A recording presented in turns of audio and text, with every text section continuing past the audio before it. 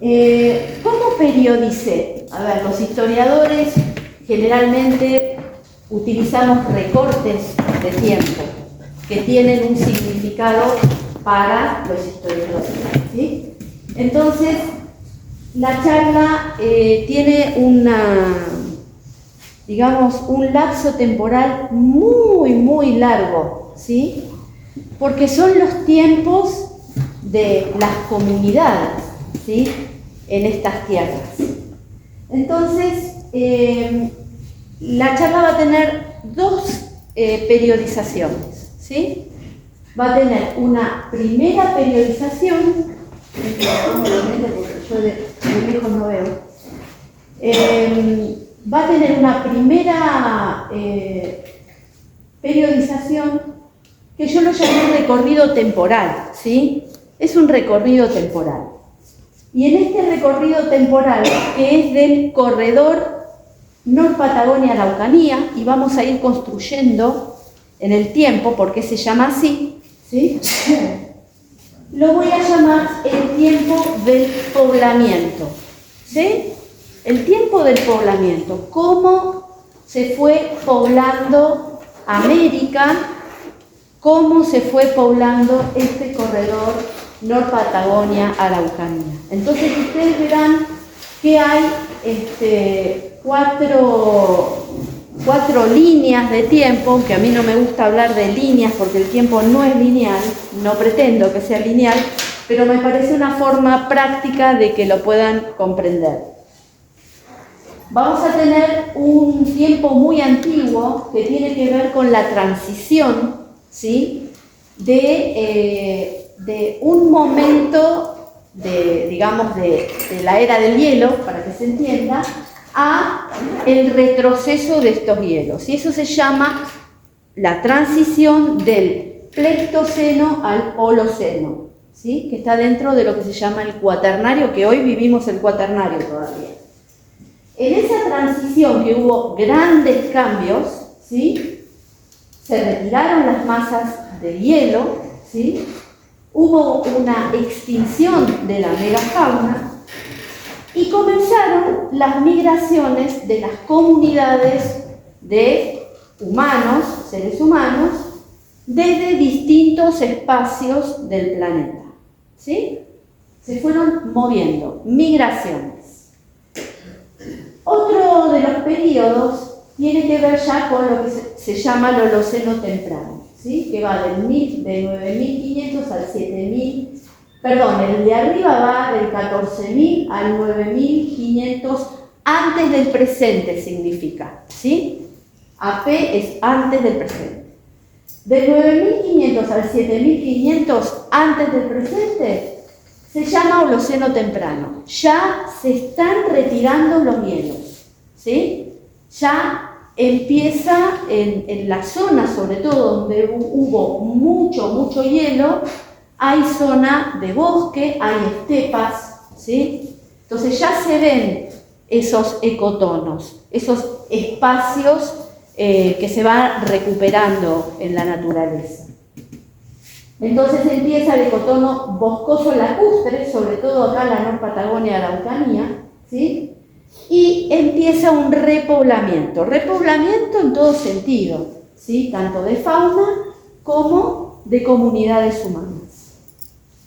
Entre el 7.500 y el 3.000 antes del presente vamos a tener lo que se llama el Holoceno medio. Ya hay un clima un poco más templado, aunque no tenemos que pensar esto como cosas estáticas o que de acá hasta acá, ¿no? Estamos hablando de transiciones, nada es absoluto, ¿sí? Nada es absoluto.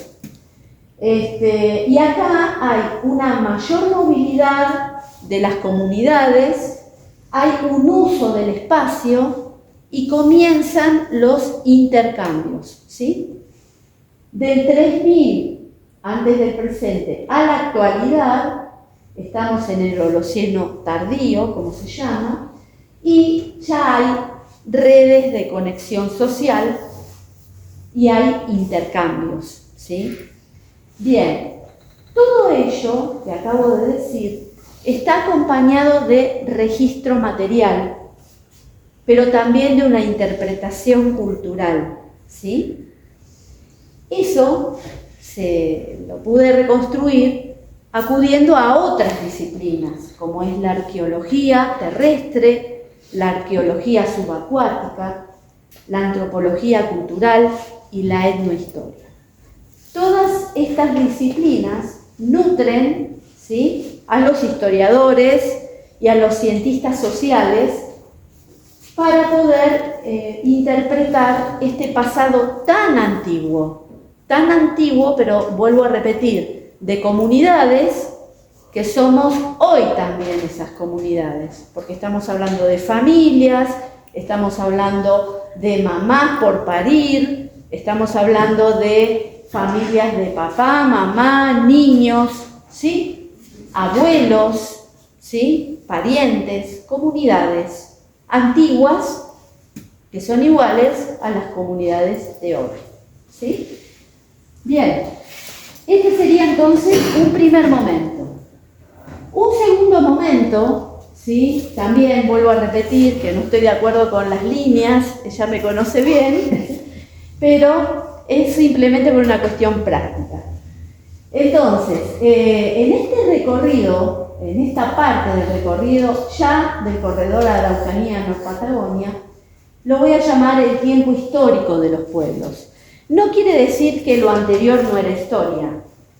Hay hombres, hay historia, ¿sí? Yo estoy de acuerdo con ese criterio.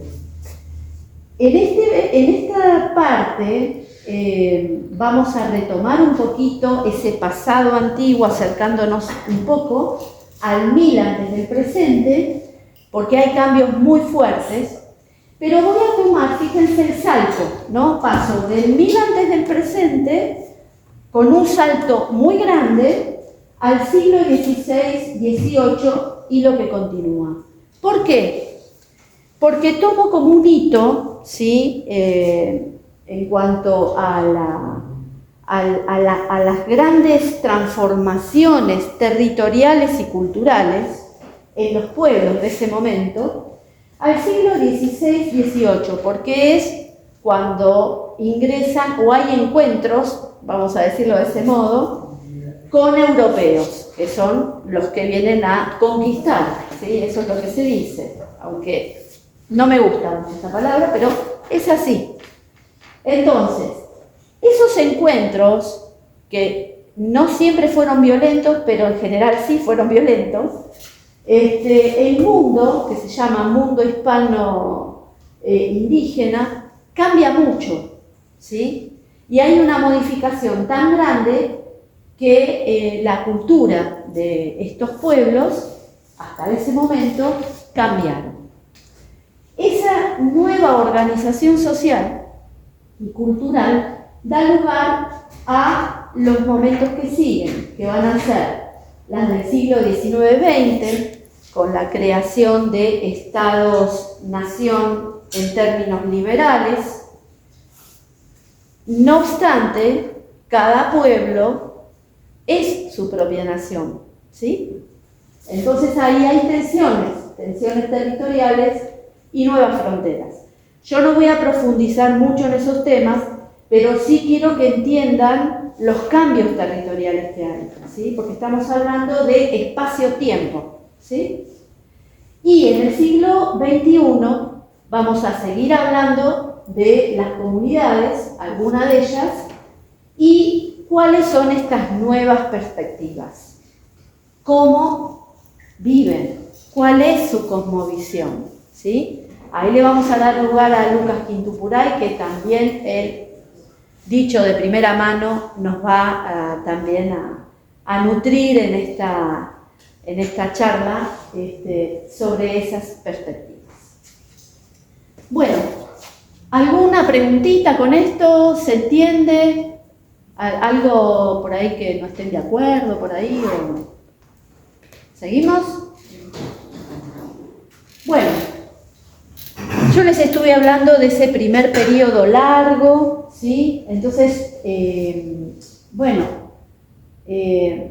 este mapa lo dibujé, o sea, el mapa es una imagen, pero yo dibujé más o menos por dónde, cómo fueron ingresando estas comunidades humanas, ¿sí?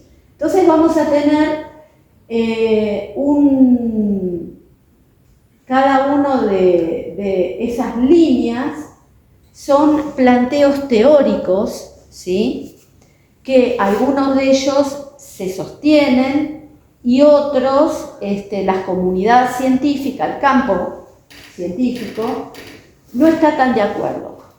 A mí me pareció interesante poner todas las que se han dicho, porque cada una de ellas está respaldada por trabajo científico hecho, se debate en el espacio que corresponde y tiene su registro material que lo respalda, ¿sí? También. Yo no voy a entrar en los debates, no quise traer los debates acá, pero me pareció interesante que sí conozcan cuáles son, ¿sí? Esas teorías.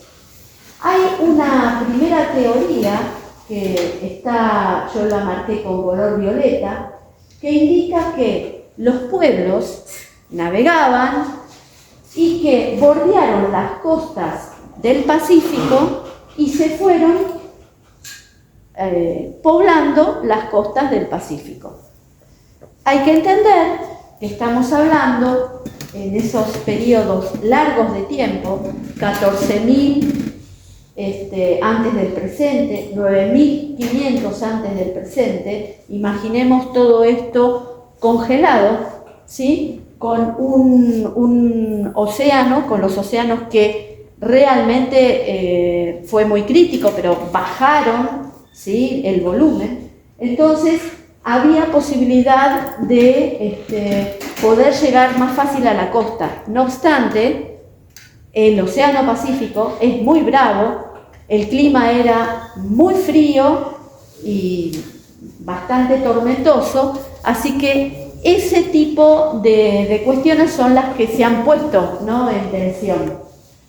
Sin embargo, se han encontrado hallazgos, ¿sí?, de embarcaciones hechas por estas comunidades y otro tipo de conjuntos materiales, de herramientas y, bueno, de vestigios humanos que dan cuenta de esa realidad, que ha sido así. Otro de los ingresos ha sido también sostenido, ¿sí?, aproximadamente por el 10.000 antes del presente, 12.000, 13.000, que viene justamente por lo que se llama la Berilla, que es allá bien al norte, ¿sí? Eso era como un puente de hielo, pero también recordemos que habían bajado los océanos, entonces había partes de hielo, partes de arena, suelo, ¿sí?, por donde migraban las comunidades. ¿Por qué migraban las comunidades? Estas comunidades migraban cuando los recursos escaseaban en donde vivían. ¿Esos recursos qué son? Bueno, lo que necesitamos todos. Nosotros vamos al supermercado, pero ellos necesitaban comer. Entonces, cazaban, recolectaban, necesitaban agua para tomar, ¿sí? Entonces, vegetales, muchos tenían uso de vegetales. Algunos de ellos se asentaron en comunidades, ¿sí? Otros siguieron migrando. Entonces, el color azul, ¿sí?, son los que pasaron a través de los escudos de hielo, ¿sí?, esto que es lo que digo, de la Beringia. Después vamos a ver qué yacimientos encontraron por ahí para decir bien cómo fueron poblándose.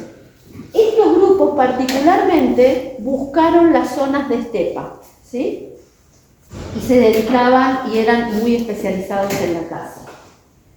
Después tenemos otra línea que está en color negro, que es una teoría que dice que fueron bordeando los glaciares árticos, ¿sí? Ingresaron también navegando, se asentaron en las costas y también esos conforman otro grupo. Y vamos a tener, ya en el cono sur, ¿sí? Vamos a tener un desplazamiento que va bajando también y que va asentándose en las zonas digamos, de la parte norte del cono sur y van bajando hacia lo que sería la Argentina y Chile, ¿sí? Tierra del Fuego también, que sería la zona que ahí está planteado como del 20.000 al 18.000, también se pobló y vinieron por la Antártida, ¿sí? Entonces, cuando emergen las tierras, porque estaban todas inundadas, emergen la tierra, hay hielo, entonces se van poblando en esas tierras que sería la Tierra del Fuego, ¿sí? ¿Está? Entonces, toda esa zona insular de Chile, de Argentina, que sería la parte de Tierra del Fuego, también se va poblando, ¿sí? Pero eso sí ya está datado del 20.000 al 18.000.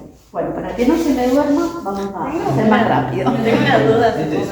¿Cómo sí? ¿Cómo fue esa migración desde la Antártida? Bueno, justamente porque por los cascos polares fueron caminando y fueron pasando, y algunos navegaban, ¿sí? Caminando era una comunidad como que... Con muchas comunidades, no una, mucha gente tenemos que pensar, todo el planeta poblado de humanos, ¿sí? ¿Está? Yo no voy a entrar en el tema más de la antropología cultural que analiza por ahí el ADN mitocondrial y dice, bueno, vienen de Asia, vienen de Europa, vienen, ¿sí? Porque no quiero aburrir y si no, no terminamos más, pero sí está todo eso, está documentado. Yo les mandé el programa, ahí puse fuentes para que el que quiera profundizar estos temas me pide el material, yo se lo envío, no hay ningún problema. Son todos cientistas de acá de Bariloche, la mayoría, así que es un orgullo que tengamos estos científicos acá. Bien, vamos a los hallazgos, ¿sí? ¿Qué son los yacimientos? Son espacios que demuestran materialmente y culturalmente que allí vivieron comunidades. Un montón de comunidades. Nosotros no tenemos que pensar que porque está esa fecha datada fue una comunidad. No, son muchas comunidades en todo ese tiempo. ¿Sí? Entonces, yo puse una de las dataciones. Son un montón de dataciones que dan cuenta de las diferentes comunidades que fueron viviendo en ese mismo lugar. Nosotros pensemos en nuestro barrio. Cada uno vive en su barrio, ¿sí? Hoy vive en su barrio. Mañana viven otras personas en ese barrio. Tal vez familiares nuestros, tal vez no, ¿sí? Entonces pensemos estos yacimientos así, como que hoy viven estas comunidades y mañana viven otras comunidades, pero que eligen el mismo lugar para vivir, ¿sí? Entonces, Pedra Furada queda en el extremo noroeste, ¿sí? De Brasil. Está en el extremo noroeste de Brasil, ¿sí? ¿Qué es lo que se encontró ahí? Ahí se encontró un yacimiento de, sobre todo, pintura rupestre. Ahí abajo tenemos una de las imágenes de la pintura rupestre. Yo la elegí particularmente para poder entender la vida cotidiana humana de las comunidades. Ahí están mostrando varios partos. Están naciendo bebés. Y el artista que decidió ponerlos, pintarlos, es porque sintió pintarlos. Es su expresión sobre esos momentos. Esos momentos pueden tener también un significado religioso, pueden tener un significado de crecimiento de esa comunidad. Son momentos muy importantes que son tan importantes como la llegada de un bebé hoy a cualquiera de nuestras familias. Es la conexión humana, es nuestra sensibilidad. Entonces, ¿cómo se dató? Tiene un montón de formas de datarse. Yo voy a hablar del carbono 14, que es un método radiométrico. Lo que se mide es un isótopo del carbono, que es carbono 14, ¿sí? Es un isótopo que permite medir tiempo, ¿sí? Entonces, esta datación, que es una datación relativamente reciente, el que descubrió ese yacimiento lo descubrió en la década del 70, pero esta datación es del 2015. Yo no puse el autor porque si no está como muy largo, y es del 48.000 antes del presente al 32.000 antes del presente. Igual vamos a decir claramente, los que debaten estos temas dicen que las comunidades originarias de América del Sur son a partir del 12.500 antes del presente. Pero estos registros dicen otra cosa, ¿sí? Hay que decir. Después vamos a... traje nombres así fáciles de comprender. Clovis es un yacimiento que se encuentra en la ciudad Clovis, así se llama, de Nuevo México, que es una llanura, es una zona esteparia, ¿sí? Y bueno, ese yacimiento está datado en 13.000 a 12.000 antes del presente. Ahí hay algo muy particular, se encontró sobre todo un tipo de artefacto, que ahora les voy a explicar cómo es, que era utilizado para una caza de precisión, podría decirse, ¿sí? Primero, es una lanza que se propulsa con un artefacto que es unas tiras de cuero que agarran la lanza, y la persona, la cazadora o el cazador, la tira para atrás y la propulsa, se desprende y sale con mayor fuerza, o sea, lo propulsa de una manera, y el tipo de diseño que tiene esa punta es tan fuerte que pueden cazar animales grandotes o con un cuero re duro, ¿sí? Y entre una estrategia de caza, lo que hacen es, bueno, matan al animal y bueno, con eso come toda la comunidad, ¿sí? Entonces, ¿cómo es esa punta? Que se encontró un montón. Esto ustedes lo buscan en cualquier lugar y lo encuentran, hay mucha información. La punta es muy interesante porque es hecha en piedra, ¿sí? No necesariamente obsidiana, ¿sí? Es un tipo de piedra y tiene un tallado que son dos puntas que encajan perfectamente, que tienen una hendidura para que entre la caña o la vara que le ponen, y en el final de la punta tiene dos hendiduras para atar ahí con el cuero que le ponían, ¿sí? El cuero, o también utilizaban vegetales, porque también tenían la técnica de hacer cuerdas. Entonces, ese yacimiento tiene mucho de estos materiales, ¿sí? Entonces, esa tecnología para la caza no fue encontrada en el resto del planeta, solamente acá, ¿sí?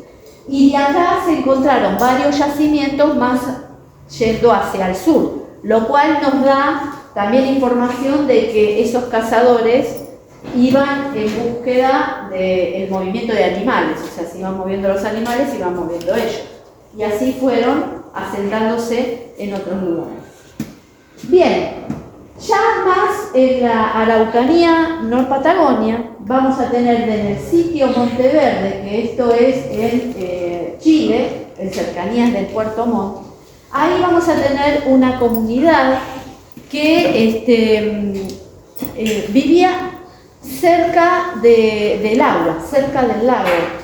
Cazaban, recolectaban moluscos, tenían una sabiduría sobre determinadas hierbas medicinales, ¿sí?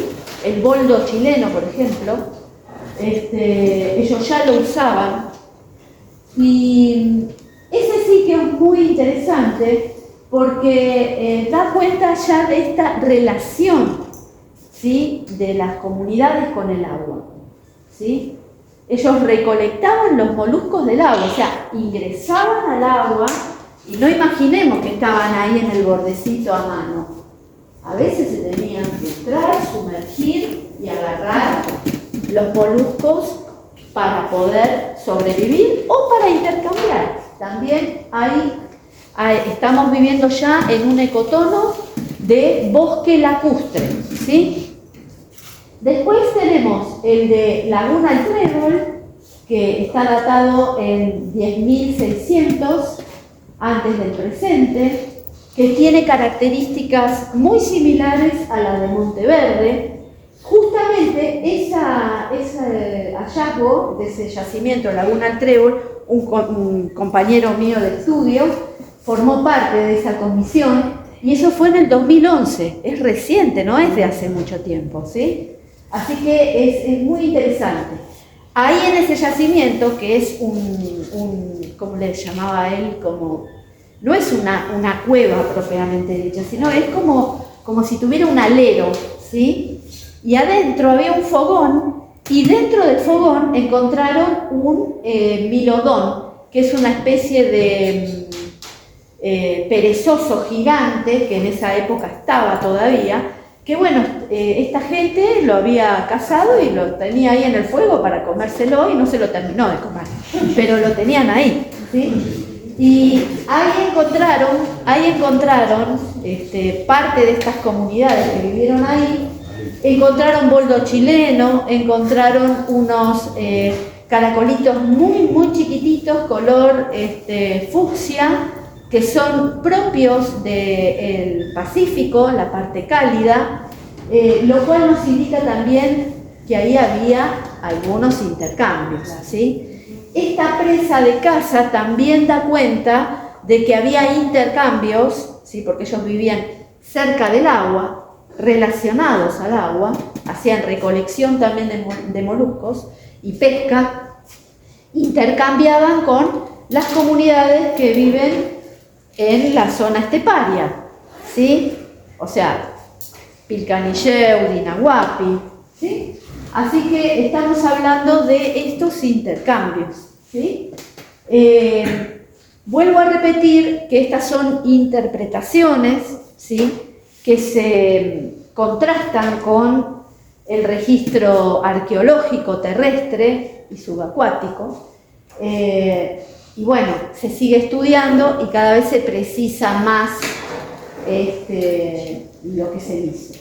En Traful se encontraron conjuntos que se dataron en 8000 antes del presente, y acá hay una evidencia de vinculación transcordillerana, a pesar de que ya Monteverde y Laguna El Trébol también la tienen, ¿no?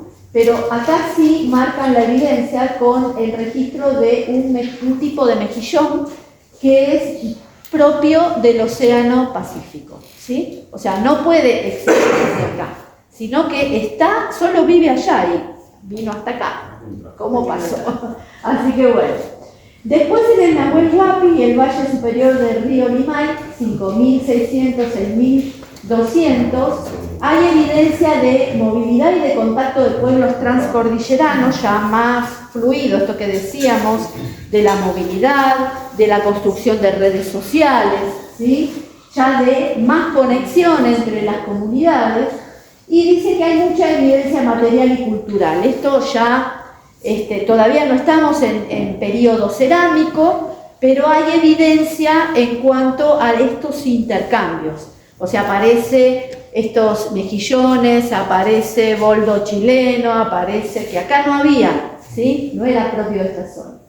Después tenemos el Isla Victoria, el más reciente, que es del 2000 antes del presente, y que es la evidencia de la relación propia de estas personas con el agua, ¿sí? Acá, estas personas que decidieron habitar la Isla Victoria venían de la zona más sureña, digamos, de estos espacios. ¿Por qué? Primero porque, bueno, se encontraron justamente registro material, se encontró un cráneo también que se pudo datar y se pudo clasificar como parte de una comunidad que venía de Tierra del Fuego, ¿sí? Y también porque usaban una canoa monóxila, se llama, es un tipo de canoa que se hace a partir de un tronco de árbol, generalmente los coihues, notofagus, ¿sí? Bueno, espero no hacer mucho lío con la especie, pero son árboles autóctonos de la zona que están, digamos, en la Patagonia. Entonces, utilizaban esos troncos, lo ahuecaban, le daban la forma de canoa y navegaban con ellos. Entonces, ese mismo estilo constructivo y tecnología para hacerlo era igual que las que se encontraron en Tierra del Fuego y la zona de Punta Arenas, la isla de Chiloé. Particularmente, este grupo, esta comunidad que vivía ahí en la Isla Victoria, estaba muy emparentado con la isla de Chiloé. Entonces, las rutas de ellos eran en todos los lagos, quiero decirle, en todo el recorrido, toda la costa, todas las costas del lago Nahuel Huapi, que es muy grande, ¿sí? Y tenían un recorrido terrestre hasta llegar a la isla de Chiloé.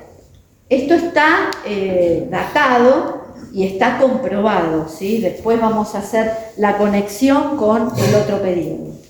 Entonces, acá también se encontraron el uso de cultígenos, es decir, unas primeras selecciones de algunas variedades de plantas que la utilizaban para cultivar y para alimentarse, ¿sí?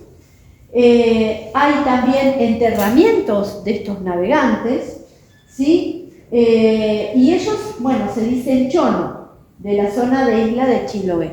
Eso se ha comprobado, ¿sí? Bueno, ahí puse las fuentes. Yo tengo para pasarles ahora un videíto para que no se me duerman. Así que vamos a un poquito a pasar ahí. Yo la tenía acá, que es el sitio Monteverde. Es un videíto cortito, que lo vamos a ver. El único paradigma que existía en la arqueología americana es el paradigma que se llama Primero Clovis. Surge de un sitio en un pueblito llamado Clovis en los años 30. Entonces lo que el paradigma proponía es que esta gente, estos Clovis, que vivieron solamente alrededor de 200 años, entre el año 12.700 y 12.900 antes del presente, eran los primeros americanos y que todos los americanos descendíamos de ellos, ¿cierto? El sitio web de Monteverde está fechado en 14.600 años. Es decir, no solamente son los 1000 y tantos años de diferencia, sino que el hecho de que Monteverde está en los 40 sur y por ende hay una caminata de norte a sur para llegar a Monteverde. Y por eso entonces la fecha de 14.600 años del sitio web de Monteverde propone que la llegada de estos americanos a Norteamérica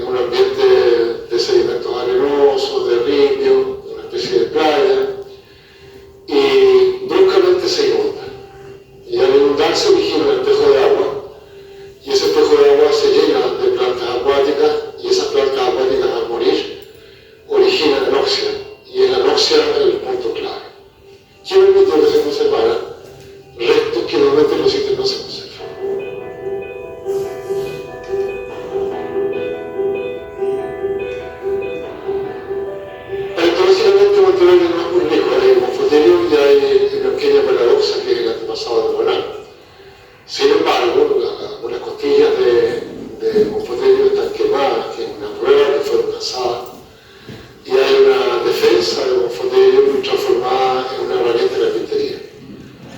Arqueológicamente tiene cosas únicas. Tiene la cuerda y el nudo más antiguo de la humanidad. Tiene el único campamento conservado de esa fecha en cualquier parte del mundo. Tiene una multitud de restos alimentarios vegetales que nos permiten reconstruir la dieta con mucha precisión. Tiene varias decenas de plantas medicinales, algunas con elaboraciones sofisticadas. Y tiene una separación entre la zona de habitación y esta otra zona, donde solamente cabe una persona y donde está concentrada la mayor parte de las preparaciones con las plantas. No era una preocupación de obtener carne porque conocían un sinnúmero de alimentos como la hoja silvestre y los hongos y una serie de semillas y frutas y bayas y sapos y huevos y moluscos de agua dulce. Entonces, el comer mañana para la gente de Monteverde no era una preocupación. Bueno, las condiciones climáticas han cambiado muchísimo, ¿no? En esa época el bosque patagónico era obviamente más frío y más húmedo que hoy día, la vegetación representada por la selva del nivel. Pero, por ejemplo, las cosas que en esa época no existían ahí, que están presentes en Monteverde, por ejemplo, el boldo. El boldo fue transportado desde la latitud de Talca hacia Monteverde. Hay también una serie de recursos marinos. Hay algas marinas y algas de estuario que fueron transportadas hasta Monteverde en caminatas que van de un día a 4 días. Muchas de las plantas, sin embargo, todavía existen. O sea, hay muchas plantas que están todavía presentes en el ambiente, sobre todo los juncos, de cuya semilla ellos aparentemente fabricaban un alimento. La región de los lagos en la cual estamos trabajando cuenta con numerosos recursos turísticos que actualmente ya están consolidados. Sin embargo, también cuenta con dos yacimientos de gran importancia mundial, el sitio Pilauco y el sitio Monteverde, sitios que contienen la historia de América, puesto que Monteverde es el sitio más antiguo reconocido actualmente de hallazgos arqueológicos, y Pilauco contiene una gran cantidad de animales, y estos elementos nosotros consideramos que son recursos extraordinarios para atraer personas que tienen interés por visitar nuestra región, por conocer temas científicos de manera sencilla, a través de la interpretación, y para eso hemos trabajado también los temas de interpretación del patrimonio de Pilauco y también un sendero de interpretación en Monteverde. Para nosotros es muy importante trabajar con la gente del territorio y hemos tenido entonces una mirada muy cercana a aquellos que viven en Monteverde, y con ellos hemos ejecutado una serie de trabajos de recuperación de la identidad que esperamos que eso permee y pueda ser transmitido a las personas que visitan estos lugares. Bueno, aquí terminó nuestro video. ¿Cómo se sienten? ¿Cómo están? Muy bien. ¿También? Sí. ¿Seguimos un ratito más? Sí. ¿Sí? Bueno. Nos habíamos quedado acá, y ahora vamos a pasar. Bueno, y ahora vamos a irnos ya al otro periodo, ¿sí? Vamos a irnos al otro periodo. Terminamos como un periodo muy antiguo y vamos a tratar de acercarnos más a la realidad en la que nos estamos encontrando hoy. Habíamos dicho que a medida que avanzamos en el tiempo, nos vamos acercando a nuestro tiempo, hay mayor contacto, mayor vinculación.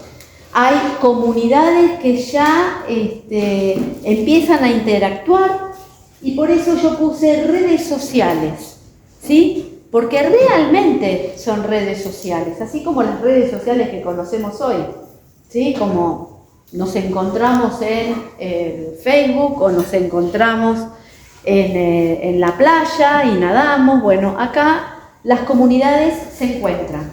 A veces amistosamente y otras veces no. Somos humanos, ¿sí?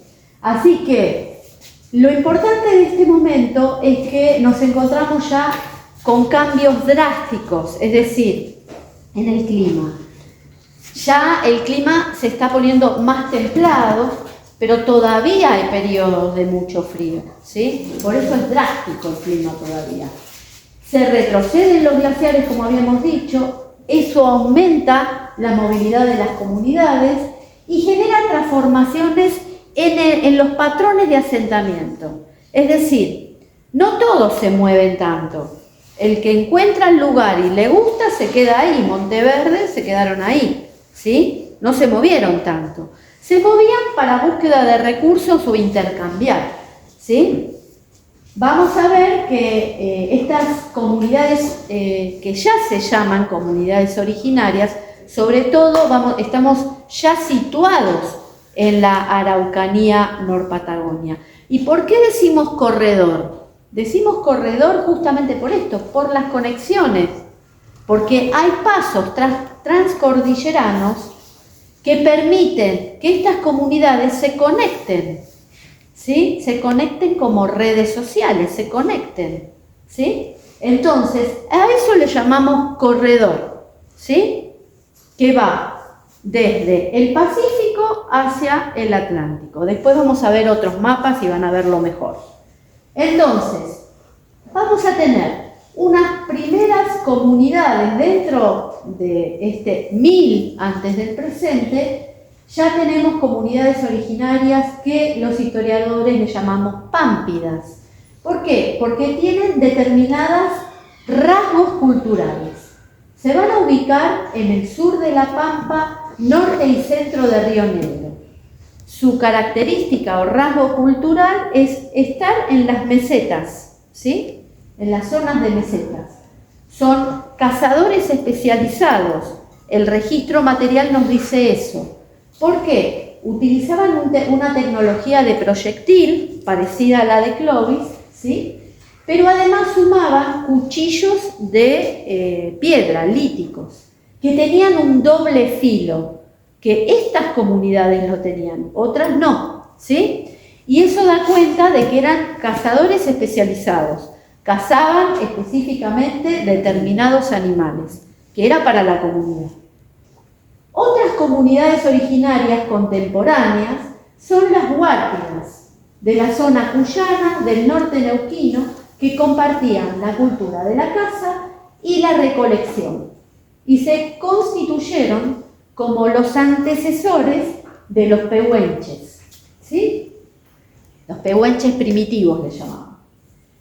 Más al oeste, más cerca de la cordillera, el centro de Neuquén, el suroeste de Río Negro, pensemos en la línea sur, y la 10ª región de Chile, o sea, la parte de Bariloche y lo que sería la parte sur de Río Negro hacia el oeste, y la 10ª región de Chile, ahí se encontraban los pueblos ándidos que les llamaban, ¿sí?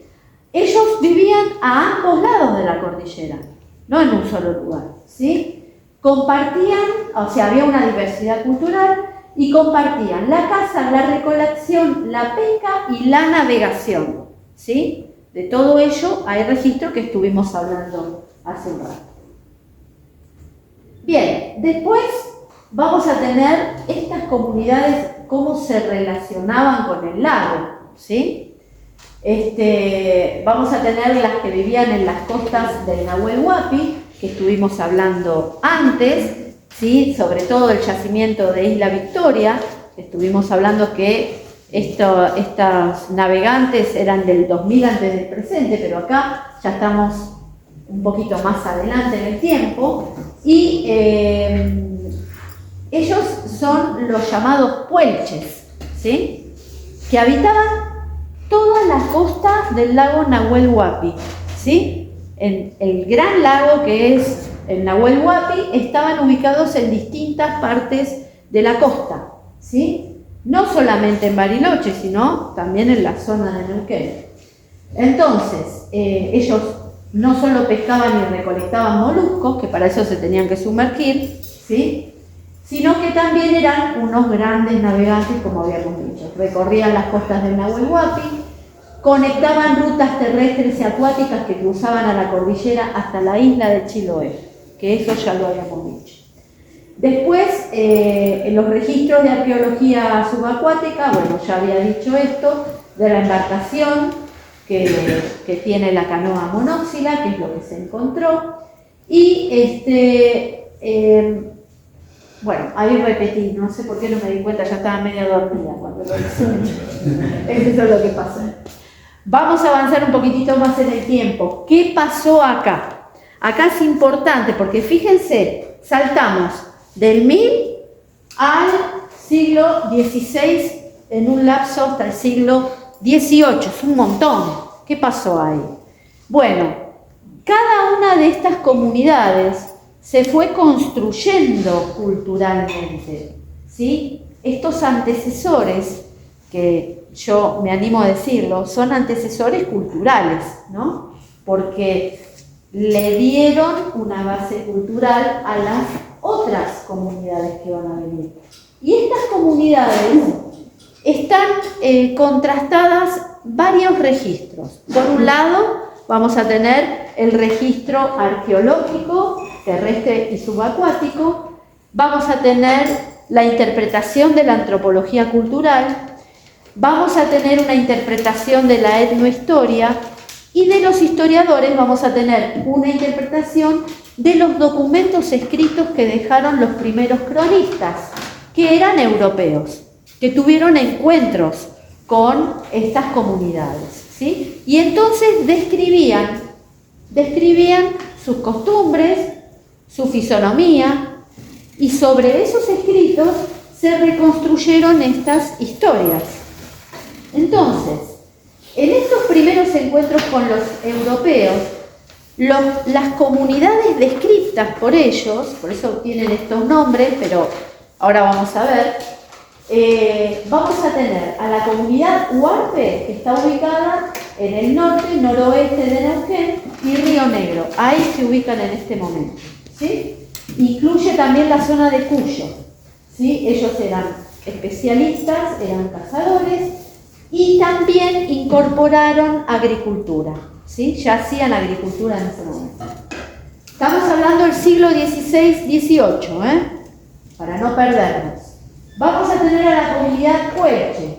Se movían transportando lo que necesitaban, es decir, ellos no se quedaban quietos, se movían y transportaban todo lo que necesitaban para el uso cotidiano, ¿sí? Encontraban guanaco allá, se iban allá y transportaban todos sus toldos, su familia, todos iban todos juntos, ¿sí? Se movían los puelches. Y eso en búsqueda de la casa, bueno, y tenían la tecnología, a diferencia de los otros, de arco y flecha, ¿sí? Y eran excelentes con eso. Aprovechaban el recurso que obtenían de la casa, todo, es decir, usaban los huesos, usaban los cueros, los tendones, usaban la grasa, tenían toda esa sabiduría y la usaban, ¿sí? Los pehuenches vivían en la zona donde están las araucarias, donde están los pehuenes, ¿sí?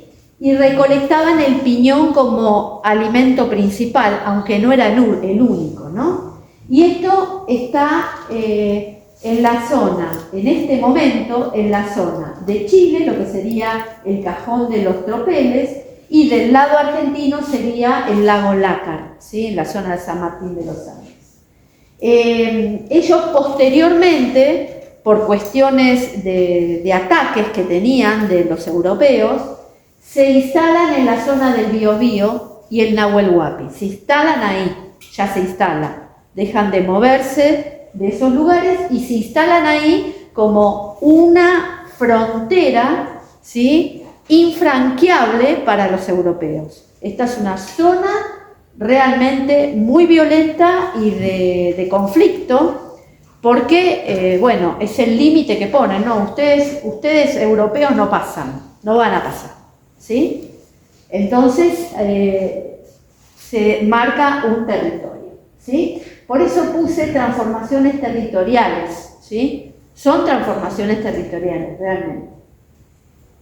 Bueno, y acá vamos a hablar de estos pueblos en este mismo momento, en el siglo XVI al XVIII, vamos a tener a los tehuelches.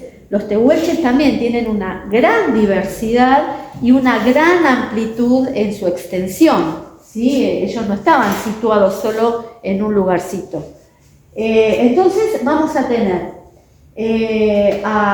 ellos tienen una lengua común, pero diferentes dialectos, ¿sí? Como en tantas partes del mundo. Primero ellos mismos, tehuelches le decían los mapuches los llamaban tehuelches a ellos, pero ellos no se hacen llamar tehuelches, ellos se hacen llamar chon, o sea, hombres, los hombres, mujeres, todos, ¿sí? Como seres humanos, chon.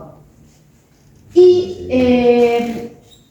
uno de los dialectos, por ejemplo, es el aóniquen, que pertenece a los tehuelches meridionales, ¿sí? O sea, los que están, a ver si mal no recuerdo, está en la zona costera de Santa Cruz. Para ellos también está el otro dialecto que es el Guyú Acuna, desde la zona central de Chubut, también la zona esteparia, ¿sí? Hasta la zona de la Tandilla. Toda esa zona es esta comunidad, con este tipo de lengua, de dialecto, ¿sí? Después está los cahuaché, que perdonen porque yo no sé este idioma, ¿sí? Que se encuentran en cercanías de la cordillera. Imaginemos la cordillera de los Andes, ¿no? De eso estamos hablando. Y ahí están los tehuelches septentrionales, ¿sí? Más hacia el sur. Estas comunidades se trasladan, se movían. ¿Por qué? Porque cazaban el guanaco, ¿sí? Entonces se movían en todo lo que es hoy la Ruta 3 hasta Tierra del Fuego y al sur de la provincia de Río Negro en todo lo que es la Ruta 23. Esas son rutas tehuelches, ¿sí? Los mapuches fueron denominados así por ellos mismos, ellos se llamaban mapuches. Pero los españoles, los europeos que vinieron, los llamaban araucanos, ¿sí? Así los llamaban. Y son varias parcialidades, ¿sí? Parcialidades quiere decir que son varias comunidades que tienen un mismo rasgo cultural que pertenecen a la cultura mapuche. Y en este momento, en ese lapso del siglo XVI-XVIII, vamos a tener a los picunches, que significa gente del norte, que se encuentran en el Biobío y Tolten, los huiliches, que son gente del sur, significa eso, se encuentran en la zona del Tolten hasta Reloncaví, esto es Chile, ¿sí? Y los mapuches de la zona central, que significa gente de la tierra y que son del centro-sur de Chile. Ellos no solo cazaban, pescaban, manejaban recursos en el agua, también tenían embarcaciones, sino que la gran particularidad es que los asentamientos de ellos mostraban el uso de tecnología agrícola, ¿sí? Había un manejo del bosque, ¿sí? Y en este manejo del bosque es muy importante porque no generaban incendios, sin embargo, ellos en los claros incendiaban los pastos para que se generara ceniza y de ese modo trabajaban la tierra para hacer cultivos, ¿sí? Cultivos que ya hay que pensar a este grupo particularmente con una influencia muy fuerte inca, ¿sí? Hay que tener en cuenta eso, que tienen una influencia cultural inca muy fuerte. Entonces, esta tecnología agrícola ya la tenían, ¿sí? También tenían manejo de animales, después vamos a hablar un poquito más de eso. Bien. Bueno, ya nos vamos acercando un poquito más hacia el siglo XIX. ¿Qué pasó en esta época? Veámoslo como transiciones, como cambios, ¿sí? Esto no es abrupto en tal fecha, ¿sí? Sino que son cambios que se van a dar en el tiempo. Estos cambios que se dan en el tiempo generan dos rasgos culturales muy fuertes en todos estos grupos, en todas estas comunidades que acabo de nombrar, que en este momento se pudieron observar. Vamos a tener un proceso, dos procesos grandes. Un proceso de tehuelchización. ¿Qué significa eso? Esto tiene que ver con, se llama sincretismo cultural, ese es el término que tiene. Quiere decir que son cambios que van a tener estos pueblos y que van a ser manifestados justamente en su cultura. Cuando bajan de los barcos los europeos, también que trajeron vacas, gallinas, un montón de cosas que acá no había, vacas no había acá, ¿sí? Entonces, ese tipo de animales les atrajo a estas comunidades. Entonces, desde el sur, migraban hacia el norte, que era donde estaban los españoles, ¿sí? Y les cazaban las vacas, ¿sí? Les cazaban las vacas. Entonces, los pueblos, las comunidades que se les fueron uniendo, fueron tomando parte, intercambiando y apropiándose tanto de una comunidad como de la otra, de esa cultura, ¿sí? Entonces se llama proceso de tehuelchización porque es como que en ese momento la cultura tehuelche estuvo como más presente, ¿sí? Después cada uno tiene su identidad, ¿sí? Se llama sincretismo cultural. ¿Dónde pasó esto? Pasó, por ejemplo, con las parcialidades ranqueles, en la actual San Luis y Córdoba, en las zonas de los que se les llamaban serranos, de la zona de Tandil, y en los manzaneros del actual Neuquén. ¿Por qué manzaneros? Porque los jesuitas trajeron manzanos trajeron. Anduvieron bárbaros en la zona, ¿sí? Y bueno, a los jesuitas los liquidaron, pero los manzanos quedaron. Y ellos dijeron, nos quedamos a vivir acá, está buenísimo, ¿sí? Entonces por eso le llamaron manzaneros. Bien, es importante entender ese proceso de tehuelchización con una práctica que al día de hoy, es muy apasionante esto, una práctica al día de hoy se hace, que es la transhumancia. Desde el siglo XVI, los cronistas de esa época están hablando, ¿sí?, de grupos de cazadores y cazadoras, yo no me animo a decir que eran todos varones, que iban siguiendo a las presas. ¿Cuál era su principal presa? Los guanacos, que eran los que se encontraban en mayor, y era más fácil también de cazar, ¿no? Entonces, esos guanacos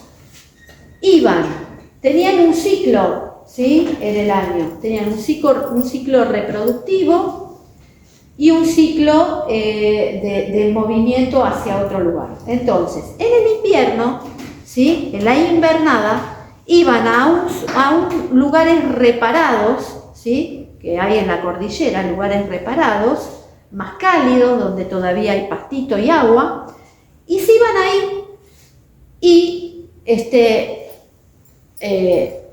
las hembras tenían a sus crías y se volvía a dar el ciclo reproductivo. Pero cuando venía el invierno, migraban hacia pasturas más verdes y lugares que había más agua. Iban a la veranada, ¿sí? Invernada, veranada. Ese movimiento de animales generó también movimiento de cazadores, porque cuando los cazaban los cazaban en momentos de mayor vulnerabilidad, porque era más fácil, pensemos eso, ¿no? Aunque sea cruel, es así. En un momento, entonces, esta transhumancia, así se llama, la tomaron como tecnología productiva, es decir, método de reproducción animal, ¿sí? Y entonces cuando se empezaron a apropiar de estos animales grandes, gorditos, las vacas, dijeron, perfecto, entonces ahora yo ya no tengo que irme tan lejos a buscar los guanacos, ¿sí? Los puedo tener yo y criar yo. Entonces, ahí hay un intercambio con los europeos, porque intercambiaban cosas también, no es que estaban siempre peleados, ¿eh?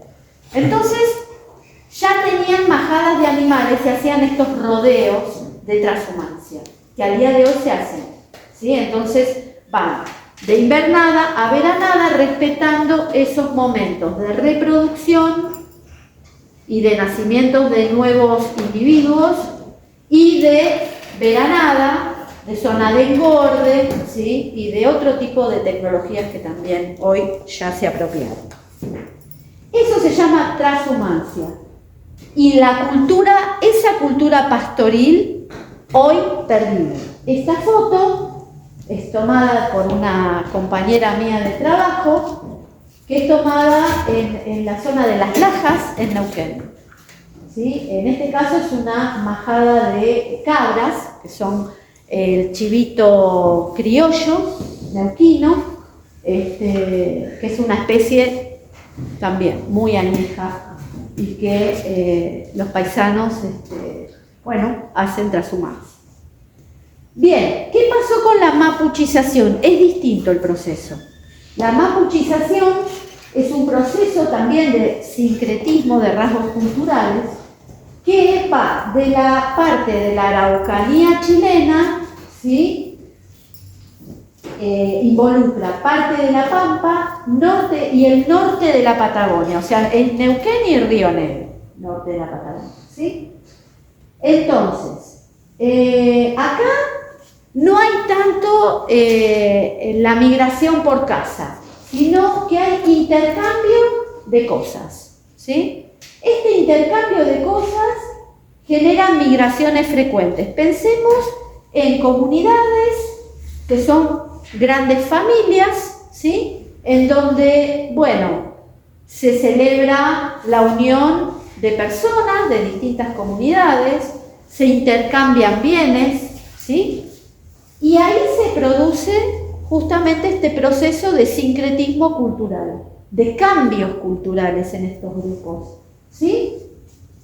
En estas parcialidades están de un lado de la cordillera y del otro, ¿sí? No están solamente en un solo lado. Pensemos eso, y que se mueven a través de los pasos transcordilleranos, ¿sí? Se mueven, ya son conocidos desde hace mucho. Venimos diciéndolo en este recorrido tan largo. Estas parcialidades están relacionadas con el transporte por agua, ¿sí? Que es lo que venimos diciendo, con las canoas. Entonces, los jesuitas llegan a Chiloé porque estas parcialidades los llevan, ¿sí? Que son los pehuenches, si no mal no recuerdo. Y entonces, los puelches, perdón. Y entonces, los jesuitas, no iban solamente los religiosos, iban también los que tenían a cargo una encomienda, así se llamaban. Eran personas mandadas por el rey de España que se les daba una encomienda. ¿Qué quiere decir? Bueno, si vos agarrás y te haces cargo, pensemos en una mentalidad medieval, ¿no? Si vos te haces cargo de todas estas tierras y de todas estas riquezas, esa es tu encomienda. Me tenés que mandar a mí lo que corresponde al rey, ¿sí? Que ya se acordaba que se le mandaba como encomienda, y cuando vos vuelvas para Europa vas a tener un título nobiliario. Esos eran los que tenían la encomienda. Hicieron estragos, desastres, ¿sí? Perdón que me ponga así, pero fue así. Y entonces, cuando diezmaban algunas comunidades, los sobrevivientes entraban en la calidad de esclavos. Pensemos mentalidad medieval, ¿sí? Eso se le llamaba maloca, ¿sí? Y producto de ese acto violento, llevaban, o sea, en la ruta que hacían los jesuitas era la misma ruta que hacían los que tenían la encomienda, ¿sí? Entonces, algunas parcialidades por intercambio, por eso les digo, no era todo violento, sino que por distintos intercambios que hacían materiales generalmente, entonces los transportaban con las canoas hacia la isla de Chiloé, ¿sí? Y ahí se asentaron los jesuitas. Todo esto ocurrió en este siglo. Estamos situados hoy, ¿sí? Estamos siglo XXI, pasamos por todos esos procesos de cambios, así muy acelerado, ¿sí? Esto tiene otros detalles, pero si no, no llegamos, ¿no? Bueno, hoy yo me concentré en la cultura mapuche porque Lucas va a compartir sus saberes y él pertenece a la comunidad mapuche. Después él se va a presentar mejor y va a hablar sobre lo que quiere compartir con nosotros. Pero a mí me pareció muy importante ver qué rasgos culturales tiene la cultura mapuche, ¿sí? En principio, la lengua es parte de su identidad cultural, ¿sí? El Mapuzungún, ¿sí? Yo voy a tener que leer esta parte porque hay palabras que yo no las sé pronunciar. Lucas por ahí me ayuda si quiere. El Mapuzungún es la lengua, ¿sí? Es la lengua propia, es su cultura. ¿Pero qué expresa? Expresa esa palabra que, ¿cómo se pronuncia? ¿Cuál, perdón? Ahí. Kimun. ¿Sí? Expresa Kimun. Expresa conocimiento, ¿sí? ¿Qué pasa? De generación a generación. Quiere decir que trasciende el tiempo, ¿sí? Esto es muy importante. Trasciende el tiempo. El Mapuzungún no es el idioma de las personas. La interpretación de esta cultura quiere decir que este idioma no es el idioma de las personas. Entonces, ¿qué es? ¿Sí? Es el idioma de todos los componentes del Guajmapu. Yo lo voy a pronunciar así, espero que esté bien. ¿Qué significa qué cosa? ¿Qué representa? El canto de los pájaros, el sonido del agua, el sonido de los truenos, de los relámpagos, del viento, el sonido de los animales, el sonido de los vegetales que se mueven con el viento, con el agua. Todos estos sonidos que forma este universo, ¿sí? Es el Mapuzungún. Expresa eso.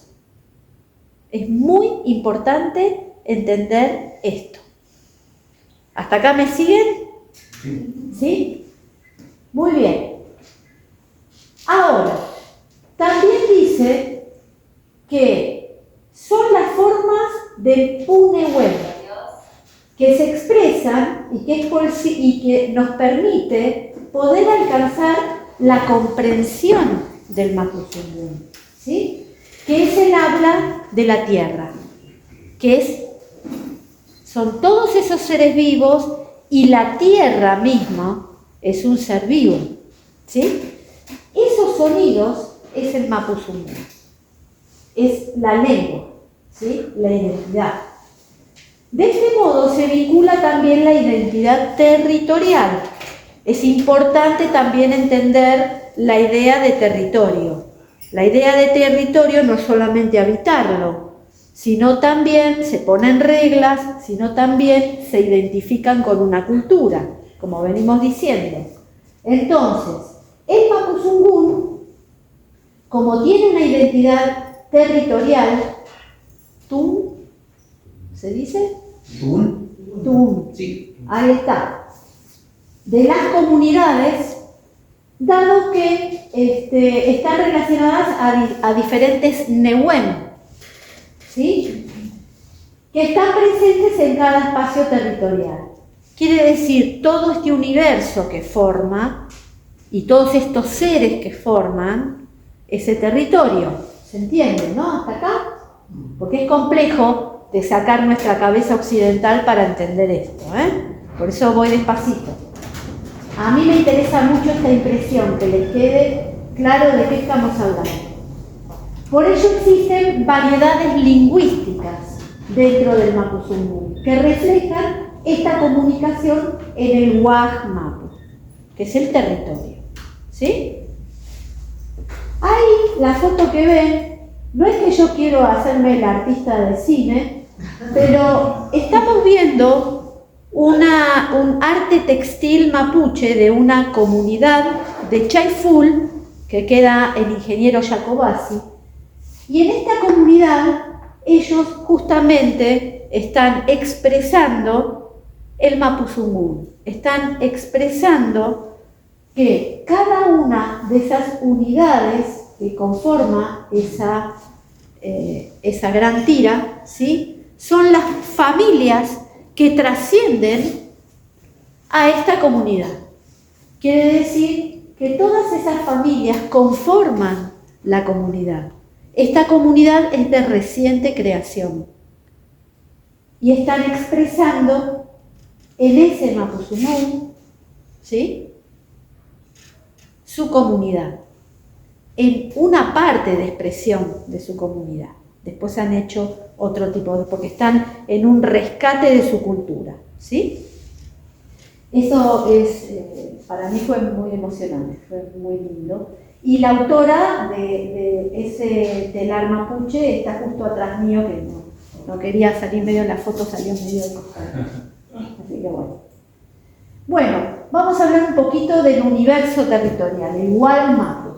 Fíjense en el mapa, ¿sí? Ahí Lucas me va a corregir. A ver, esto yo lo saqué de internet porque no lo tenía a mano, pero coincide con la bibliografía que consulté, que también tiene un mapa así y que está hecho por cientistas de acá de la zona de Neuquén, pero que estuvieron conmigo, y confío en ese mapa.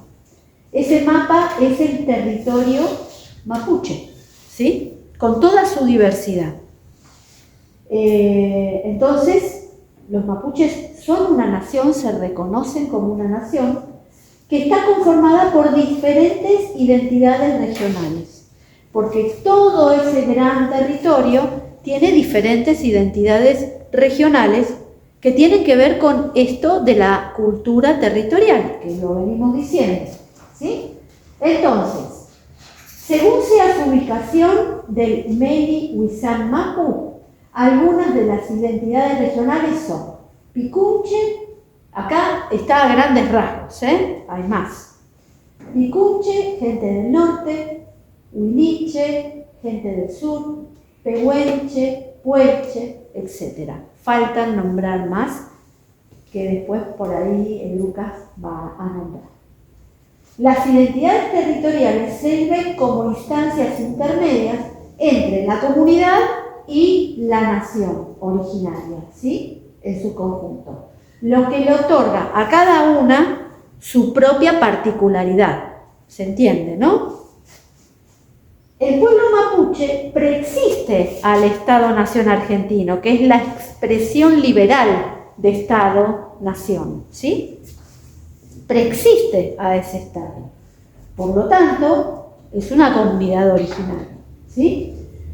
Entonces, su territorio se extiende a ambos lados de la cordillera, como estamos viendo, y está dentro de lo que hoy definimos como corredor de la Araucanía Norpatagonia, ¿sí? Yo lo puse como corredor porque fíjense que estuvimos dando cuenta de todas las conexiones humanas y comunidades humanas en el tiempo que construyeron ese territorio, ¿sí?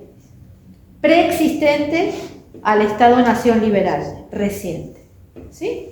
Eso es importante saber. Bien, acá en el Wallmapu estamos ubicando algunas de los territorios, ¿sí? Yo puse los territorios que están más cerca de los lugares donde nosotros nadamos, ¿sí? O sea, ese es el sentido. Seguramente me deben faltar más hacia el sur, hay más, ¿sí? Pero recordemos el corredor. Entonces vamos a tener hacia el norte neuquino y parte del centro de Chile, vamos a tener a Picummapu, a ver si lo digo bien, Bulumapu, ¿está bien? Más hacia la zona central, que también toma parte de la Pampa, norte o la zona valletana de Río Negro y Neuquén, vamos a tener a Puelmapu, Puelche.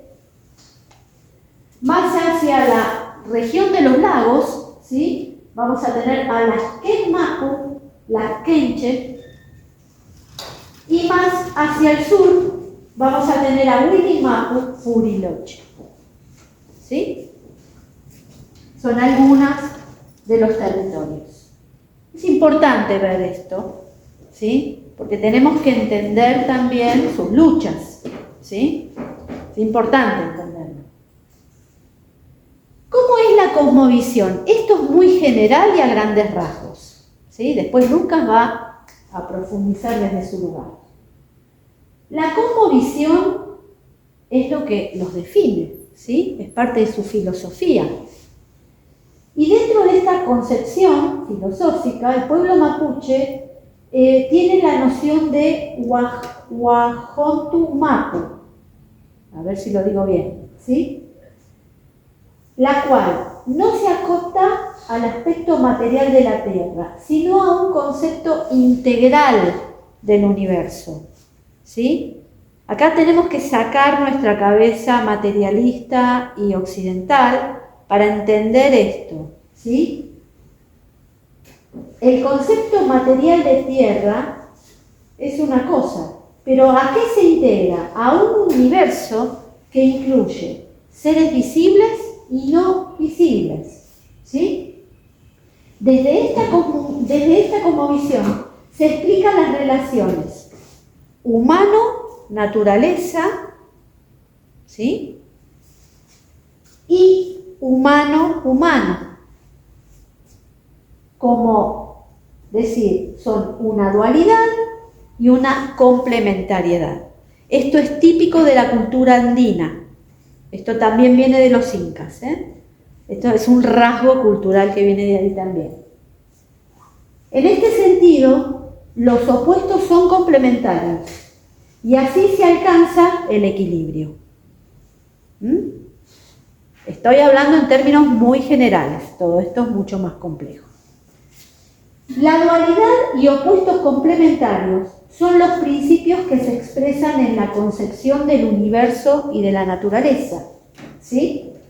La concepción de la naturaleza entiende que el Che es la persona, ¿sí?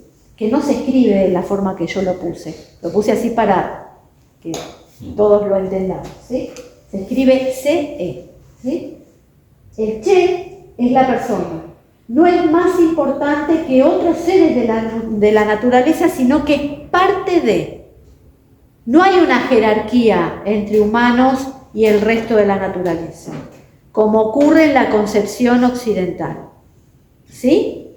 Sino que el Che es parte de la naturaleza, es parte del agua, habita el agua, por así decirlo, ¿sí? Es parte de la tierra, habita la tierra, es parte del bosque, habita el bosque, parte de la estepa, es parte de la estepa. ¿Se entiende, no? Bien. Y aquí le dejamos el lugar a nuestro querido Lucas Quintupuray. Gracias, sí. Bueno, primero que nada, darle un aplauso a Sil porque la verdad todo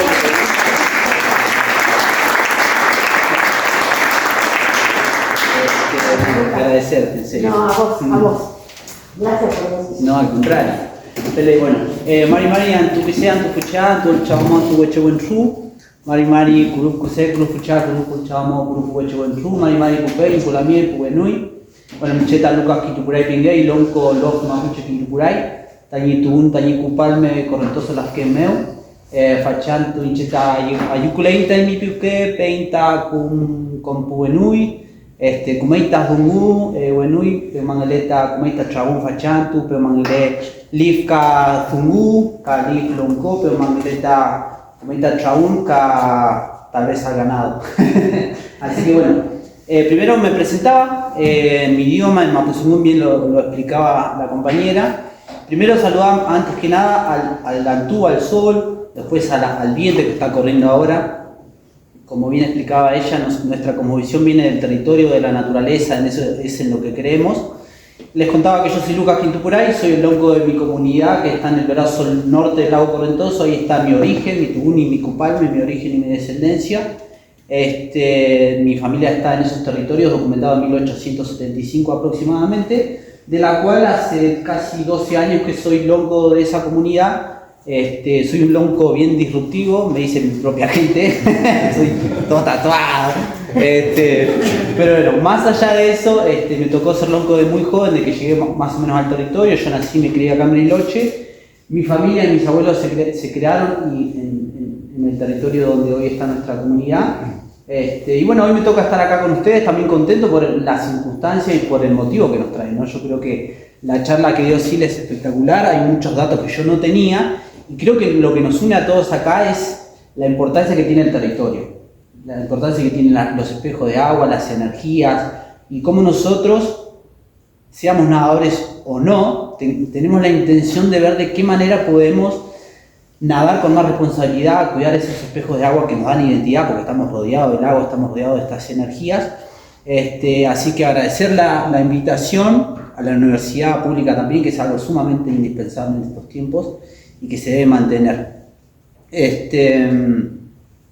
Como bien decía Sila al principio, también mientras ella contaba su exposición pensaba en esto, ¿no? En cómo los pueblos originarios y los pueblos en general, de donde nuestros ancestros vengan, porque todos tenemos un origen y una descendencia, cómo esta antigüedad, 14.000, 12.000, 13.000 años, el mundo en sí tiene una relación muy estrecha con el territorio, ¿no? Y si bien todos nosotros hemos crecido colonizados, hemos nacido colonizados, pero creo que estos espacios sirven para ser un poco más conscientes y ver de qué manera podemos hacer que el mundo sea cada vez un poco más cuidado, ¿no? Ahí la compañera la escuchaba hace un rato de afuera, de buscar diferentes tipos de métodos para hacer conciencia. Y creo que bueno, mi exposición de hoy, o para lo que me invitó Sil, es contar un poco sobre la cultura mapuche, sobre cómo es nuestra cosmovisión en relación al agua, ¿no? Yo también soy nadador, y la verdad de ese modo nos conocimos y creo que todo tiene un porqué en la vida, así que contento por esa invitación. Y me gustaría empezar con la primera foto que estaba al principio, que bueno, creo que toda la charla que dio Sil está todo relacionado. La de caballo, sí. Está todo como relacionado, ¿no? Creo que esto de que contaba de los pueblos originarios, la relación de poder relacionarse con el territorio. En esa foto está mi tatarabuelo, que se llamaba Domingo Quintupuray. Esa foto fue tomada justamente en 1875 por un alemán que se llamaba Lenz, que era un lingüista, ¿no? Y él anduvo por toda esta zona mucho antes que sea Chile o Argentina, o mucho antes de la creación del Parque Nacional Nahuel Huapi. Domingo Quintupuray le llamaban el Nampulcafe. El Nampulcafe es el viajero, o básicamente la palabra Nampulcafe es el que anda en libertad, ¿no? Entonces en ese ir y venir de Domingo Quintupuray se le encuentra a este alemán Lenz, donde él quería empezar a estudiar sobre la lengua araucana, la lengua mapuche. Entonces pasa 2 meses con Domingo Quintupuray, y todos esos documentos nosotros como jóvenes estamos muy contentos porque rastreando todo esto que se fue perdiendo en el tiempo pudimos llegar a toda esta información que básicamente nosotros lo que hacemos es traer lo que pasó en el pasado al presente para afianzar identidad, para afianzar cuál es la cosmovisión que tenemos que seguir fortaleciendo, tanto para nosotros, para nuestras niñeces, y comentarle a la sociedad sobre nuestra cultura, básicamente, ¿no? Y en esta interculturalidad que todos compartimos, poder apoyarnos mutuamente, porque creo que todos tenemos un grano para dar, ¿no? Domingo Quitupuray iba y venía de un lado al otro de la cordillera comercializando, como contaba Sil, era como que todo lo que ella contaba se me venía todo el tiempo a la cabeza. Domingo Quitupuray comercializaba animales, comercializaba pieles, tejidos, aguardiente también, obviamente no es la cultura mapuche, pero en ese tiempo se comercializaban todas estas cosas. Y lo más interesante sobre lo que escribió este alemán, y que nosotros reivindicamos mucho como jóvenes, pero es que él, mientras en todas sus andanzas, comentaba sobre cómo iba a un lado del otro de la cordillera. Él no tenía que andar como ahora tenemos que andar con documentos, diciendo qué teníamos que hacer, ¿no? Hay que pensar en la Patagonia en ese momento sin estos estados presentes, ¿no? O si bien estaban, pero no como están en este momento.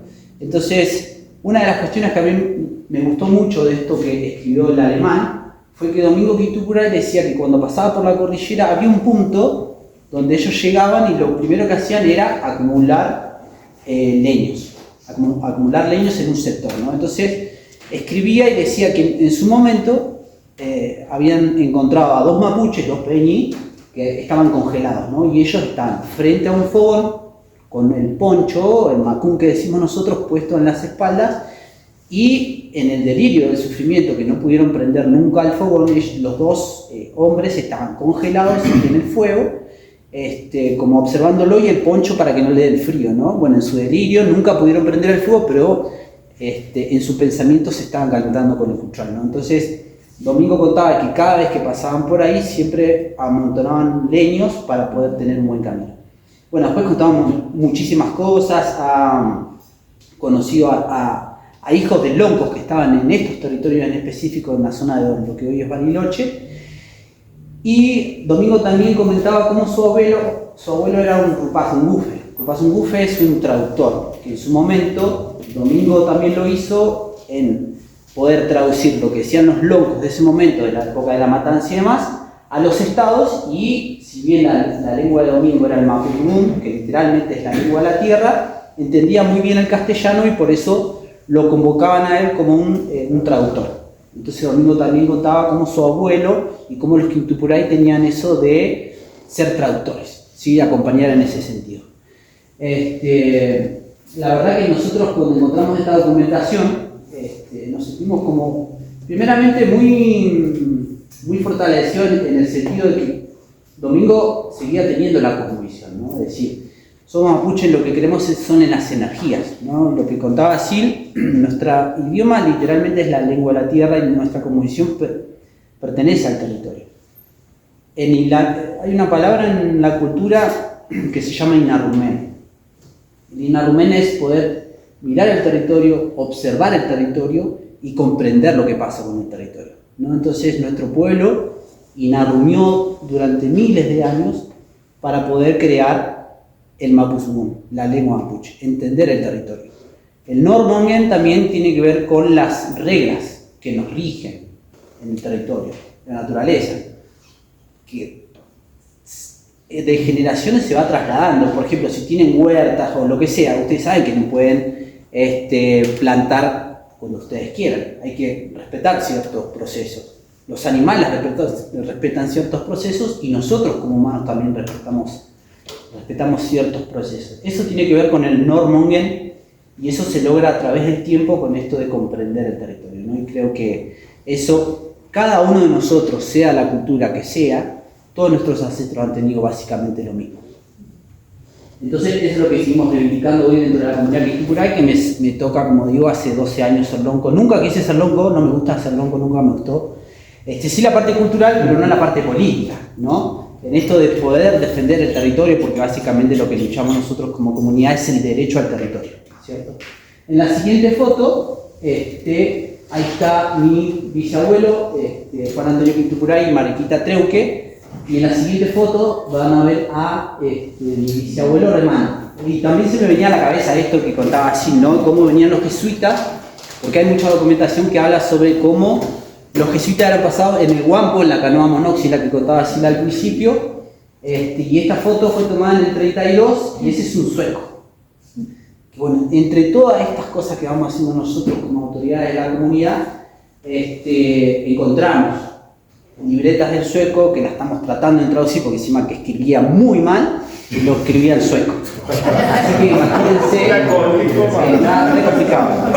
Pero sí hay algo muy claro que decía el sueco, que lo decía en el pie de página de esta foto, que decía que estaba con el remero huiliche Juan Quintó Puray, ¿sí? Entonces habla esto de las identidades territoriales, el huiliche. Yo al principio decía soy mapuche lafquenche, no me acuerdo si lo dije. Pero bueno, mapuche lafquenche tiene que ver con la gente que vive cerca de los espejos de agua. Se puede llamar lagos, ríos o mares, ¿sí? Mi identidad territorial es esa, soy mapuche lafquenche porque mi comunidad siempre se relacionó justamente al lado del lago Correntoso. Esta foto, como le decía, fue tomada en el 32 y decía que estaba con el mapuche, con el remero huiliche Juan Antonio, ¿no? Entonces, esta foto también hay que entender el contexto. Faltaban todavía 2 años para que recién se cree parques nacionales, para que venga con toda su reglamentación y para que le ponga el nombre de pobladores a la gente que obviamente se identificaba como huiliche, ¿no? Perteneciente al pueblo mapuche.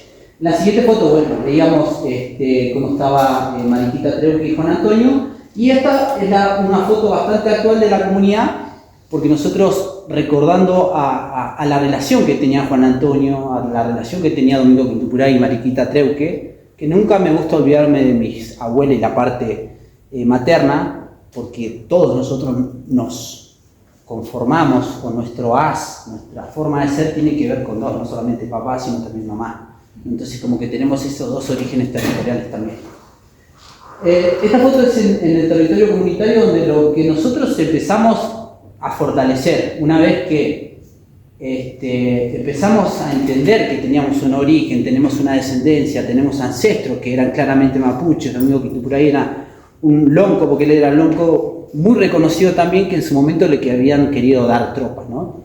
Entonces con todo eso nosotros empezamos a decir tenemos que recuperar la parte cultural y filosófica que es sumamente indispensable para nosotros, el volver a creer en otro tipo de cosmovisión que tiene que ver que para nosotros todo tiene vida, todo tiene energía, el agua, el viento que está soplando ahora tiene energía, y de ahí vienen todos nuestros ancestros, porque en la circularidad que creemos nosotros, que nada se pierde, cada vez que nos hacemos tierra volvemos al territorio, y desde el territorio entregamos conocimiento a nuestros antecesores, ¿no? A nuestras futuras generaciones. Entonces nosotros, cada vez que empezamos a fortalecernos dentro de la comunidad y a querer recuperar lo que es el territorio para nosotros, no un pedazo de tierra como explicaba así, no algo de propiedad privada, sino un territorio al cual pertenezco, del cual soy parte y no soy dueño, empezamos a hacer un trabajo dentro de la comunidad para empezar a fortalecernos en esa parte. En la siguiente foto, hicimos diferentes tipos de ceremonias y en esto de tratar de recuperar lo que somos como mapuches, como gente de la tierra.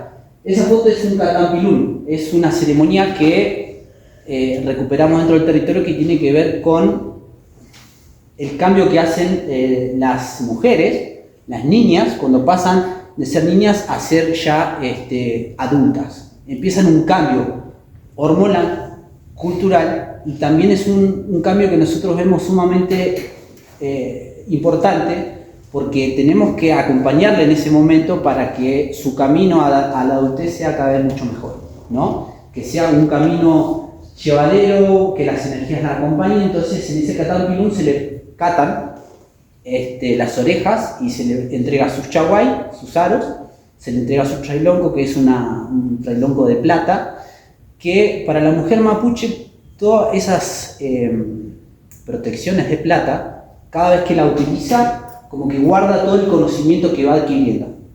No es que lo usamos todo el tiempo, lo usamos en ocasiones especiales, ceremonias, celebraciones y reclamos también, porque también pasa a ser parte de nuestra vida, y todo eso se va abordando en la diferente platería que tienen las mujeres. En la siguiente foto es un mafún, es un casamiento mapuche, se puede decir de alguna manera, donde la comunidad acompaña a la pareja a poder ser parte del territorio y que ellos mismos, así como parejas, se comprometan con las energías del territorio, en este caso en nuestro lugar ceremonial que se llama Regue, y la comunidad le regala la ceremonia, le regala obsequios, pero la parte más importante de esto es poder hacer rogativa con semillas, rogativa con animales, rogativa con monedas, para poder pagarle al territorio, para que a ellos los puedan seguir acompañando. En estos ancestros que se nos van en la vida, que entiendan quién es Guadalupe y que entiendan quién es su compañero, que es Manuel, ¿no?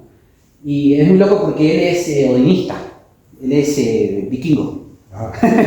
Tiene descendencia vikinga, su familia practica el odinismo y cayó a una comunidad mapuche a casarse con mi sobrina, entonces es una interculturalidad con toda la gente.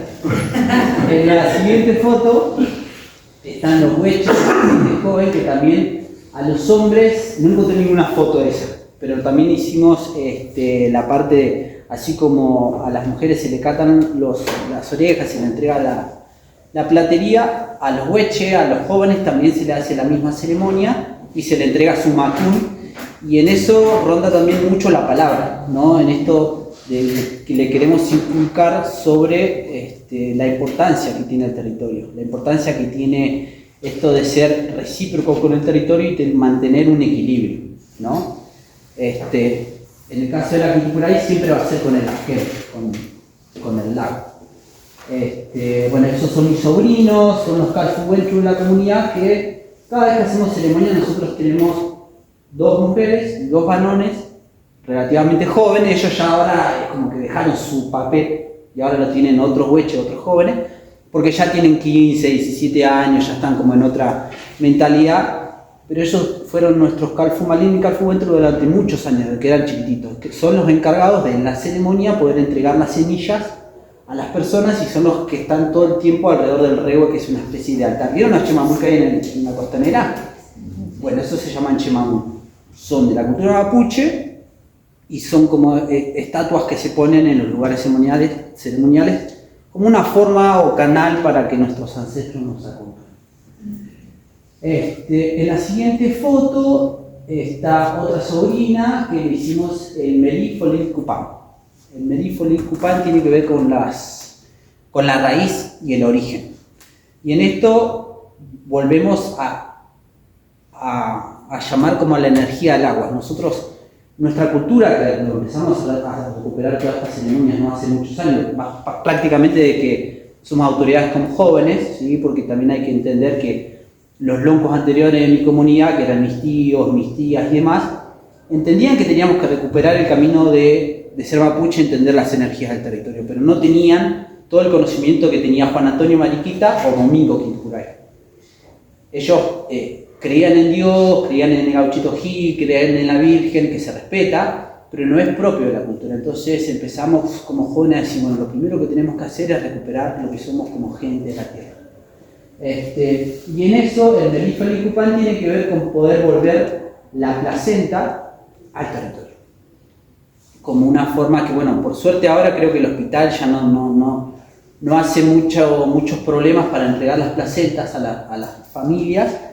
Y lo que hace la cultura mapuche es buscar un lugar en específico, enterrar la placenta abajo de una planta medicinal, para que cada vez que el ñenco, la energía del agua, suba de la tierra, pueda reconocer a esa nueva energía que va a ser parte del territorio comunitario, ¿sí? Ese es el sentido del Merifoli Cupán. Después se hace una ceremonia, se hacen rogativas y se presenta más que nada esta nueva vida a las energías del territorio y para que el resto de las comunidades lo puedan conocer también, ¿no?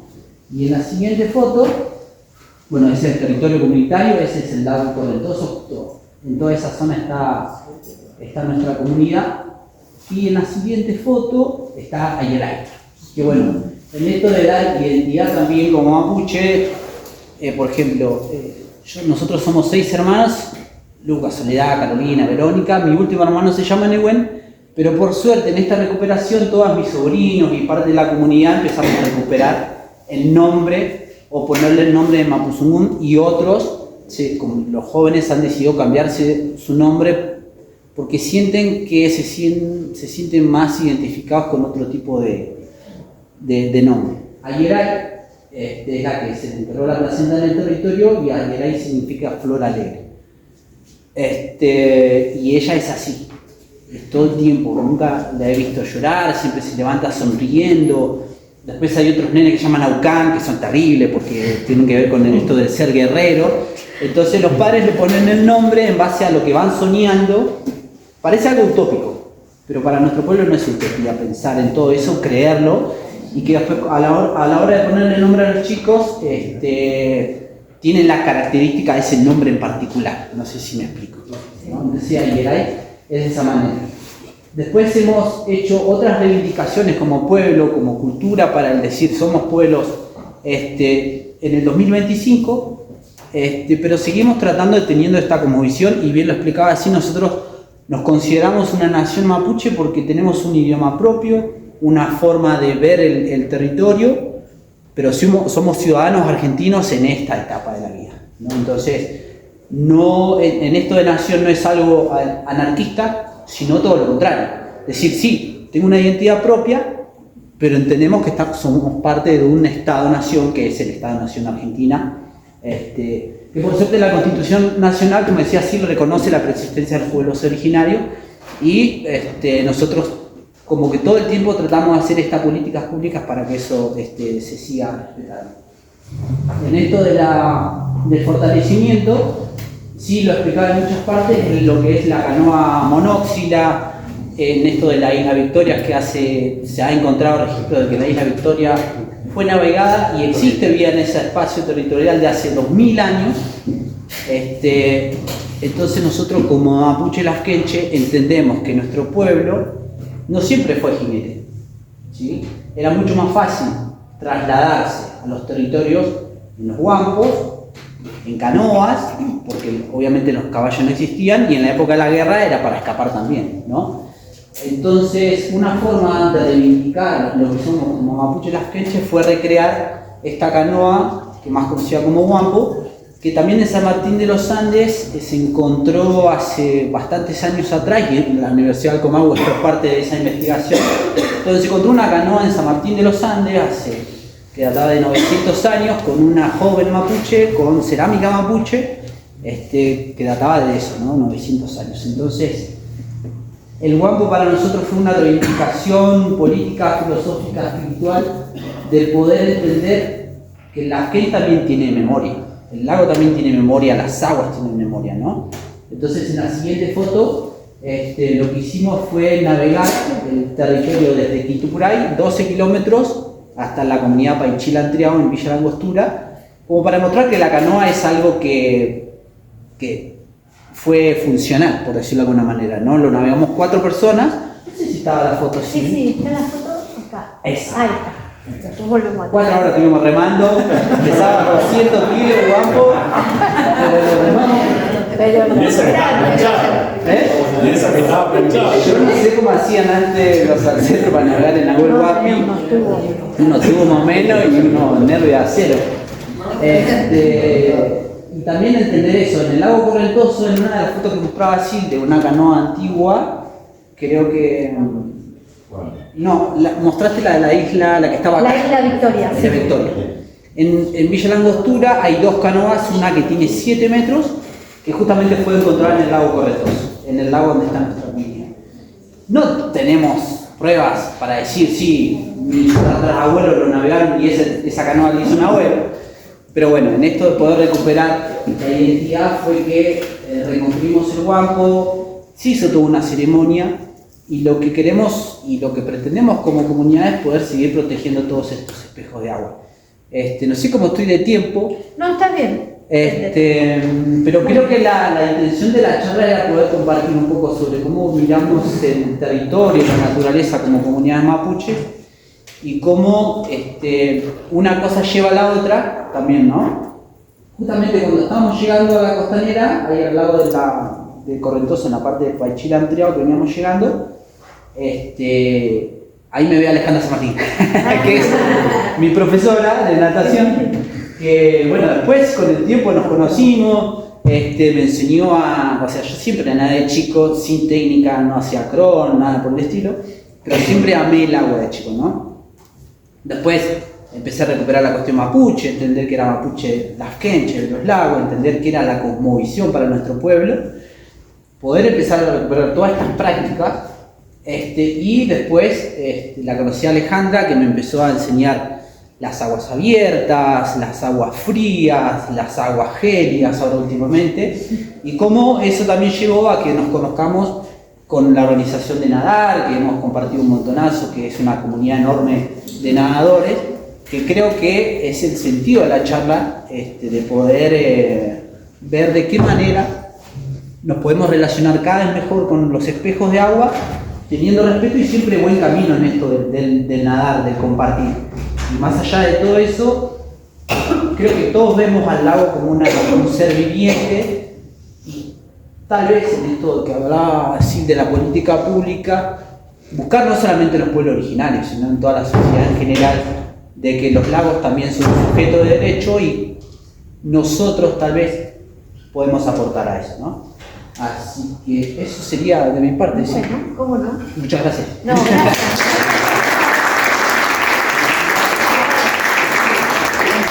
Nadal tiene un montón de banderas, no es esta la única, ¿sí?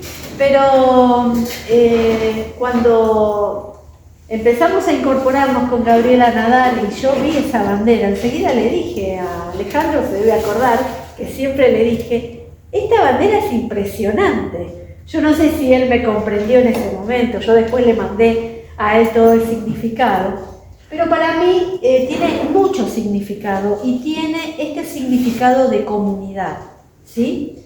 Esta bandera representa a las comunidades originarias andinas, ¿sí? Está más representada con la comunidad aymara, ¿sí? Pero en realidad las comunidades originarias las han incorporado, cada uno igual tiene su simbología, pero es como un símbolo que representa a todas las comunidades originarias andinas, ¿sí? Lo encontré escrito de distintas formas, por eso me va a costar pronunciarlo. Se llama Huifala, ¿sí? También la encontré escrito con la H entre la W y la I. Esas diferencias escritas no sé por qué, pero está escrita de esa forma. Bueno, yo ahora la puse de esa manera. Y en realidad, nada, quería compartir con ustedes qué es lo que simboliza, ¿no? Tiene que ver con lo que significa el territorio para los pueblos y las comunidades originarias, que todas tienen su propia cosmovisión, su propia cultura, su propia identidad. Los colores, o sea, tiene una influencia inca muy fuerte, ¿sí? Por esto de los 4 estados, ¿sí? Esto tiene que ver con la cultura inca. Y los colores, básicamente, porque no quiero extenderme mucho, significan, ahí están escritos, el rojo es la filosofía cósmica, el naranja representa la sociedad y la cultura, el amarillo es la energía y la fuerza, el blanco el tiempo y la dialéctica, ¿sí? El verde representa la economía y la producción andina, el azul el espacio cósmico, el infinito, y el violeta es la política y la ideología andina. Esta bandera es contemporánea, no es una bandera muy antigua, pero fue recuperada justamente de los yacimientos incas, ¿sí? En donde encontraron una representación como esta. Entonces la apropiaron como parte de esa simbología. La representación de los colores tiene que ver con la que los pueblos en general decidieron representar. Y quiero decir que esto está muy relacionado a lo que Lucas acaba de decir, que es que a partir de 1994, con la modificación de la Constitución Nacional, se incorpora y se reconoce a las comunidades originarias como naciones, dentro de otra nación que es el Estado-Nación argentino. Entonces eso los hace sujetos de derecho. Y esta modificación está linkeada, relacionada con el convenio 169 de la OIT, ¿sí? Que Chile recién en este momento está haciendo ese proceso, ¿sí? Nosotros los hicimos en 1994 y a partir de ahí, ya a fines de los 80, las comunidades empezaron a organizarse y a encontrar esta simbología, ¿sí? Que con el tiempo se fue como asentando más, ¿sí? Eso quería decirlo. Nadar tiene esta bandera, también es una de sus banderas, y a mí particularmente lo pienso como parte de una comunidad de nadadores. Y ahora vamos a ver, vamos a hacer un pequeño